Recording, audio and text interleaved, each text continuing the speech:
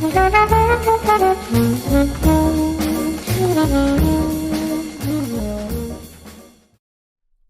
to Take 5, a podcast brought to you by Newleaf Training and Development. Each edition is an inspiring interview with a leader worth listening to. Enjoy. Hey, I'm Paul Butler. I'm one of the client partners over at Newleaf Training and Development, and I'm so delighted to be joined today by Andrew Peña, who's the Executive Director for Human Resources at El Paso Community College. Andrew, for 17 years now at Newleaf, we focus on our core purpose of helping people and organizations better manage themselves, lead others, and grow business acumen. I just wondered, what are your recommended best practices to help people and organizations be their best? But please start, though, by telling us a little bit more about your organization, what you do, who you serve. So over to you, Andrew, and I'll wrap it up when you're done. Thanks, Paul. El Paso Community College is a two-year public community college located in the El Paso, Texas, which is on the western tip of Texas. We serve our community members within the county who are interested in pursuing an associate degree or certificate in any of a different type of related fields. Our job on the human resources side is to provide the instructional and support teams to further our students' success. One of the things that's important, and I think that's really timely, is on the topic of professional development. One of the things that our college has struggled for a long time, and this may be true of other two-year schools or four-year schools, is that we haven't done a good job of developing some succession planning. We have a large number of employees who are hitting the 30-year, 40-year, 50-year mark, and long time with the college, and we don't know if we have developed that pipeline of talent to allow them to leave graciously and peacefully without having them to call back or come back on a part-time basis. So one of the things that's important for us is to provide training and development programs that provide professional development for our employees that are geared to allow employees who are interested. I mean, moving into leadership positions is not for everyone, but there are individuals who are interested in moving up the organization. And one of the things that we're charged with is developing that roadmap. How you develop that roadmap is simple. You provide competencies of what the employees are good in doing versus what are the areas they need some development or assistance with.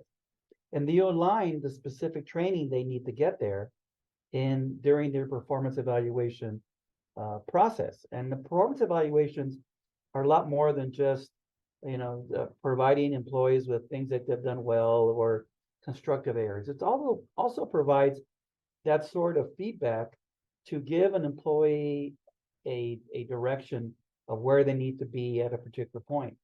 And the nice thing about this process is that it's one that you can visit each year, and you can gauge how successful an employee was in meeting their professional development needs. And if for whatever reason, life happens, they weren't able to succeed on a particular objective, then you can set it up for the next year. But it's very, very important that this is done, because without that, an employee could have no idea what sort of development they want, what they need to do or they need to complete in order to move up within the ranks. So it's a shared process. And I think the development of these employees needs to be tailored to their individual strengths as well as their individual weaknesses to allow them to grow and move further up in the organization. So as I mentioned, we've fallen behind over the last couple of years because everybody talks about succession planning. Everybody talks how important it is, but it's unusual to find those organizations that have really done it. And we have to be, and we want to be one of those organizations we can say we've done it and this is how we've done it. So for us, succession planning is our goal and our objective because it provides an employee a roadmap for success utilizing the existing professional development tools that our organization has or that needs to acquire. I love that. And just to reflect on that for a moment, if I may, in response to what's immediately come to mind to me there is, You think about the word success, the way it's built into the word succession. I think so many organizations forget that. And I love the way you spoke, as I understood you, about it really being a conversation, and people tend to support what they help create. And I love the way you referenced there about like focusing on someone's strengths, and what you tend to focus on tends to grow. Andrew, thanks ever so much for taking a few minutes with us today. It's so great to have you up on camera and have a conversation with you. And I just want to give a message out to the subscribers to keep an eye on the events page of the website for the events, most of which are free throughout the course of the year. Andrew, could I offer you, all the way from California to Texas, could I offer you a virtual high five? You can. Thanks, Andrew. It's so great to see you. Thanks for spending a few minutes with us. Paul, thank you very much, and a pleasure talking to your audience, and look forward to talking to you again. Thanks, Andrew. I hope you found that interview useful, and if you did, feel free to rate, review, and share this podcast. We'll be back next week with another episode, and we also invite you to check out our other weekly podcast, Going the Extra Mile, which is sure to lift your spirit and encourage you in today's working world. Bye for now.